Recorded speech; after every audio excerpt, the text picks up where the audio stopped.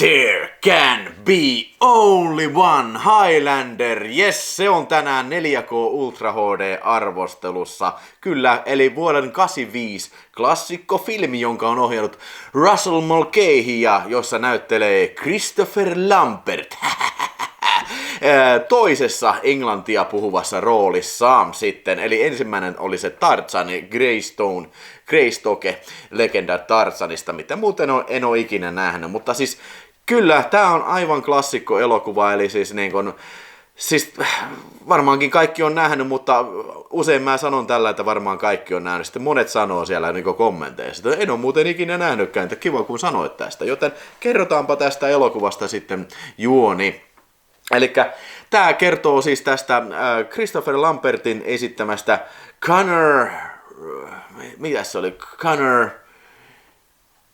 MacLeod, joka sitten on a.k.a. Highlander, eli semmonen tyyppi, joka on Skotlannin nummilla, asuu siellä sitten 1500-luvulla tai jotain semmoista, ja sitten eräänä päivänä se sitten saa taistelussa surmansa, ja kuin ihmeen kaupalla se sitten selviääkin tästä kuolettavasta vammasta, ja sitten se saa vihat päälleen siellä kylässä, kun ne luulee, että sä saat saatanan palvoja sitten, ja käy ilmi sitten niin, että Christopher Lambert, eli Connor MacLeod onkin sitten tämmönen kuolematon, eli hänet voidaan ainoastaan tappaa leikkaamalla pää irti, ja sen nimenomaan pitää tehdä toinen tämmönen kuolematon sitten. Tämän sen kertoo tämmönen espanjalaisen äijä, jota näyttelee Sean Connery. Tässä on hauskasti sillä, että Christopher Lambert on ranskalainen näyttelijä, ja sitten Sean Connery on niin skottilainen kuin vaan voi olla.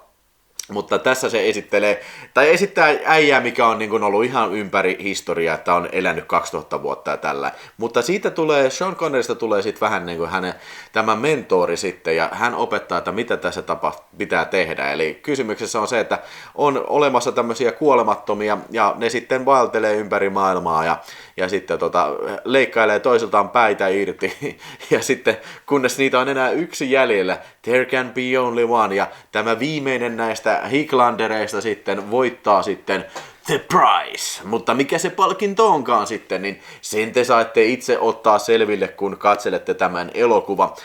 Sitten meillä on aivan mahtava pahis, eli Clancy Brownin esittämä toi saakeli Kurgan, semmonen oikein kunnon ryssääijä, semmonen vitun iso kaappi, joka on sitten todella tämmönen vähän niinku Terminatorin tyylinen tämmönen järkähtämätön tappokone, ja Kurgan on myös kuolematon, ja hän sitten halki historian jahtaa tätä Christopher Lambertia siellä sitten, ja muita kumppaneita, ja koittaa saada heitä kaikilta pään. Ja lopulta sitten on vain 2 päätä pystyssä, ja Christopher Lambert ja sitten Kurgan, ja sitten yhdessä he ottavat yhteen sitten New Yorkissa, jossa käydään tämä finaalitaistelu sitten. Erittäin hieno elokuva, todella upea, audiovisuaalisesti aivan hengästyttävä hieno elokuva, siis sitä ei voi mitenkään korostaa. Russell Mulcahy oli tätä ennen tehnyt musiikkivideota, tämä oli hänen tämä oli hänen toinen elokuvansa, mutta se ensimmäinen oli sitten semmoinen vähän pienemmän budjetin Australias-elokuva, eli tuo Razorback,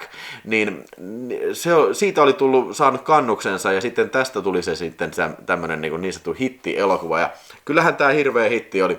Mutta siis se johtaa just juoneensa siihen, että tämä on kuvattu helvetin hienosti, tämä on helvetin hyvin valaistu, tämä on upean näköistä kuvaa kautta linjan. Ja sitten tietysti, jos puhuu Highlanderista, niin varmaankin on aina mainittava kyllä Queen, joka teki sitten yhdessä Michael Kamenin kanssa tähän soundtrackiin sitten. Kyllä kuulit oikein, siis yhdessä tekivät, koska Queen oli tullut sitten katsoa, että juman kautta me ollaan kuullut tekemässä Vilmiin vähän musiikkia. Sitä, ui. Sitten näki 20 minuutin koosteen tästä elokuvasta. Me oli sillä että oi, saakeli, tää on niin hyvää matskua, että ei tehdä vaan yhtä biisiä, me tehdään 5 biisiä.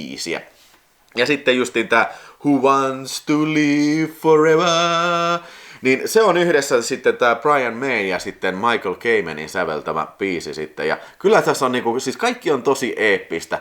Musiikit on äärimmäisen eeppisiä. Kuvaus on äärimmäisen eeppistä, ja tämä tarina on helvetin eeppinen siis silleen, että tämähän paitsi tämä kertoo nykyajasta, mistä se alkaakin, että ollaan New Yorkissa ja hakataan sitten heti siellä niin kuin se alkaa kohtauksella, missä ollaan wrestling-ottelussa ja sieltä sitten mennään autotalliin tappeleen. Se pistää heti niin kuin pohjat, että tämä on tämän tyylinen elokuva. Mutta niin kuin takaumana sitten näytetään, että miten Highlanderista tuli Highlander ja sitten ympäri vuosisatoja siinä sitten niin kuin näytetään aina, niin kuin, mitä silloin tapahtui. Vittu. Meillä on paitsi ne Skotlannin kohtaukset, skottilaiset taistelukohtaukset, sitten meillä on kohtauksia toisesta maailmansodasta, sitten meillä on kohtauksia jostain barokkiajasta Ranskasta ja joka puolelta tällä. Kyllä se Highlanderi on kauheasti seikkailu siinä ja se on oikein niin kuin mahtavaa katseltavaa. No, se on hieman kumma valinta kyllä toi Christopher Lambert. I don't think so. Se muuten rupesi monta kertaa naurattiin, kun tuossa katteltiin Antti ja Catchmatchin kanssa tätä leffaa, niin se on Christopher Lamberta monta kertaa tulee tää se trademark-nauru tulee tässä.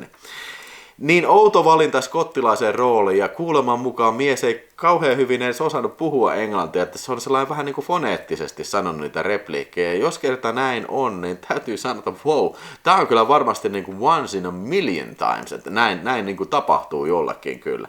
Vaikka niin kuin kyllä Christopher Lambert oli aikanaan siis, sitä ennen se oli hirveän tunnettu näyttelijä Ranskassa, mutta eipä juuri Ranskan ulkopuolella. Mutta tähän se sitten yhtäkkiä palkattiin tämmöisen kohtalaisen isoon ja filmi, josta sitten tuli kyllä niin kuin hirveä hitti ja vielä tänäkin päivänä niin kuin tätä muistellaan kauheasti lämmöllä.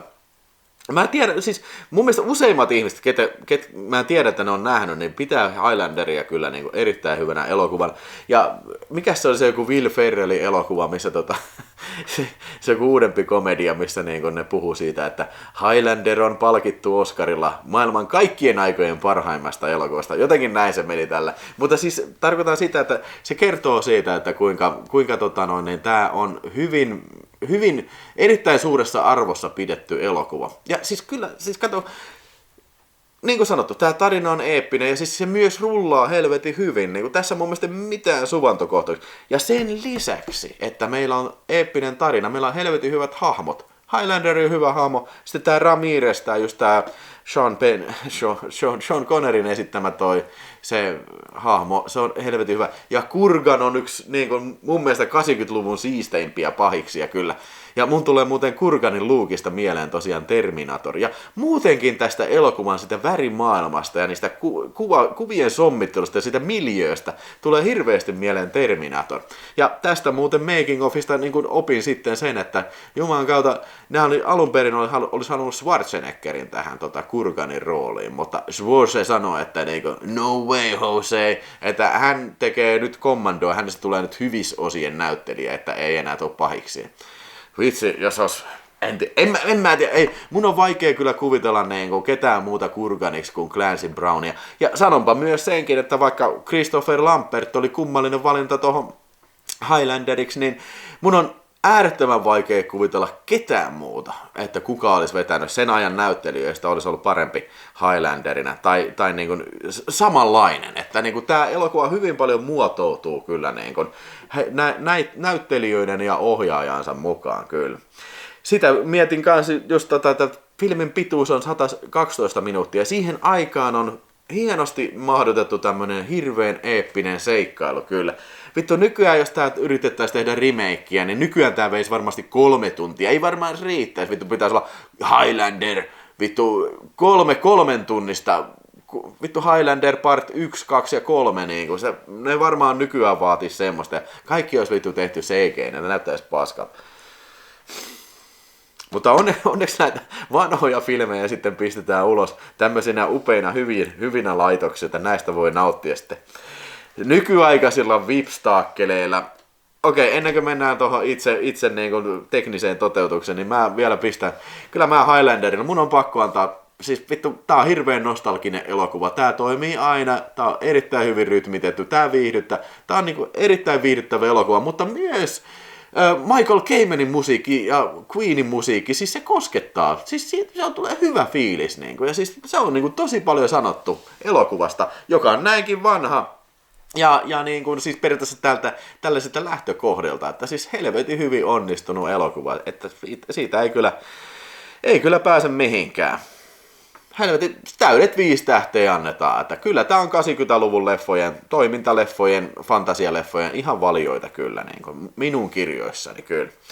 Mutta sitten itse asiaan, eli tähän hienoon upouuteen Studiokanaalin julkaisuun. Ja tästä muuten löytyy Jenkki-julkaisu, missä ei tämmöistä boksia, mutta muuten ilmeisesti sama sisältö kyllä. Ihan ekaksi tää paketointi, eli Ultra HD Studiokanal julkaisu Highlanderista näyttää tältä.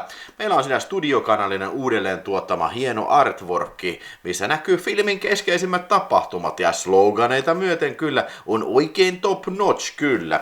Vielä kun nää saakelin BBFC-pallurat sais tästä jotenkin helvettiin, koska ne mun mielestä aina vähän pilaa kyllä tätä tämmöstä niinku presentaatioa. Hieno takakansi, tämmönen tosi lyhykäisyydessään pähkinänkuoressaan elokuvan tapahtumat, niitä nyt tuskin tarvii kerrota tässä. Ja sitten meillä on kuvaus sitten niin kuin, tiedätkö, kaikista ekstroista ja mitä tämä pitää sisällään ja kuinka se kytketään sitten telkkariin kiinni, se on tärkeää kyllä mainita. Ja sitten katsotaan tästä tämä sisältö, eli täältä se näyttää sieltä päin katsottuna ja sitten lopulta mitä täällä sitten on. Ihan ensimmäisenä tässä tuli jostain syystä mukana tämmösiä Highlander pinssejä. En ole avannut, koska niin kuin vain hullu tekisi niin, jotta alentaa keräilyarvoa sitten. Mutta siinä meillä on 4 pinssejä. Who wants to live forever? There can be only one. I'm not a man. I'm a man, not a fish. You have the manners of a goat. Mä oon vähän pettynyt, että miksei näissä ole yhdessäkään niissä ei ole kuuluisaa Kurgarin mun lempislogania tästä elokuvasta. I have something to say! It's better burn out than just fade away. Se olisi pitänyt olla It's better burn out than just fade away. Olisi pitänyt olla ilman muuta tossa. Sitten meillä on juliste siinä. Oi. Tosi siisti. Mun täytyy sanoa, että mä tykkään tästä kyllä kovasti. Jep. Mutta tämä on vaan yksipuolinen, se ei ole kääntöpuolella, ei ole yhtään mitään. Siihen voi vaikka piittää sitten pilluja tai kulleja tai jotain semmosia. Sitten meillä on tyypillinen tämmönen paketti näitä tämmösiä kardeja. Siinä on hienot ikoninen Highlanderi ja toinen sitten Lambertti on siinä ja sitten siinä on Sean Conneria ja alkuperäinen julistetaide. Tää on kans aika tosi siisti ja ikoninen kyllä. Sitten tämmönen uniikki tässä on. Täällä on Highlander The Way of the Sword. Tämmönen pieni sarjiskirja. Tää on mun mielestä hauska spesiaali. Oikein mä en nyt mikään sarjistyyppi olekaan, mutta mun mielestä on niinku hauskaa tämmöstä niinku ylimääräistä bonusta kyllä tämmönen. Kun kerta tehdään tämmönen special box edition, niin miksi ei pistää tämmöstäkin sitten messi? Jep, en ole lukenut, mutta siinä semmonen on kyllä kuitenkin.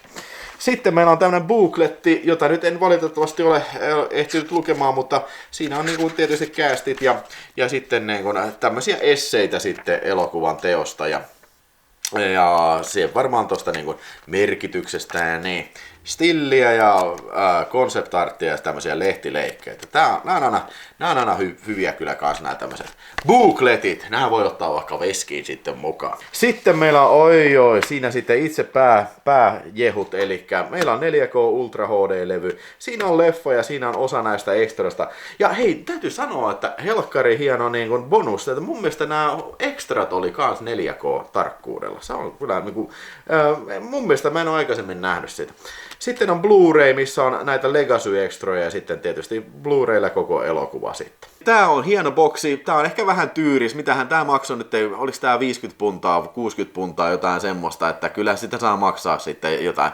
Mutta sitten tää on helvetin halvalla julkaistu tosiaan Jenkeissä, että Lionsgate pisti ulos, ja siis siinä on mun mielestä samat levyt sisällä, joskin se paketointi on sitten semmoinen normaali paketti, mutta niin kun sitä saa $13, mikä on kyllä helvetin hieno, helvetin halpa hinta kyllä tästä niin kun upeasta paketista kyllä. Mutta sitten tietysti tärkein asia, eli mille tämä elokuva näyttää, eli Highlander tosiaan kuvattiin vuonna 86 sitten, tai valmistui 86, ja tää on siis luonnollisesti kuvattu 35 millisen filmille, eli lähtö lähtökohtaisesti siihen aikaan käytettiin aika rakeista kuvaa, eli kyllä tässä niinku film grainia löytyy kyllä tässä, mutta siis tää on helvetin hyvin onnistunut masterointi siinä mielessä, että siis vaikka tää on rakeinen, mutta tää on helvetin terävä kuva tässä, ja siis se on tosi uskollinen varmasti tälle teatteriprintille tää kuva, että niin kun, mä väittäisin, että niin kun Highlanderi ei ole sen jälkeen näyttänyt niin hyvältä kuin se tässä näyttää, niin kun, aivan kuin katselisi niin kun eilen filmille kuvattua filmiä, siis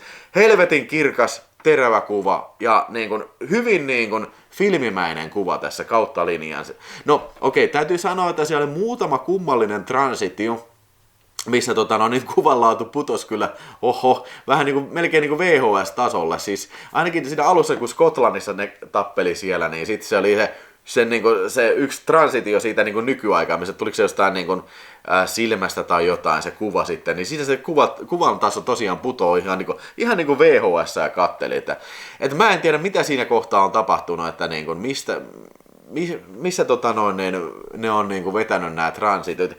Mulla on muuten tässä tämä Nordic Blu-ray vielä sitten, että täytyypä katsoa, että onko siinä se samanlainen vika siinä sitten, että onko se lähtökohtaisesti jostain masterista, mutta siihen aikaan kun nämä tehtiin, niin siis ne oli tehty optisesti nämä efektit, eli jotenkin sellainen niin kuin filmi jossain kehittämössä, jollain laitteella sitten siitä niin kuin pistetty 2 filmiä päällekkäin ja niistä sitten niin kuin ikään kuin yhdistetty uusi, ja joka kerta kun tämä tehdään, niin joka kerta se niin kuin, joka generaatiolla se sitten huononee näin.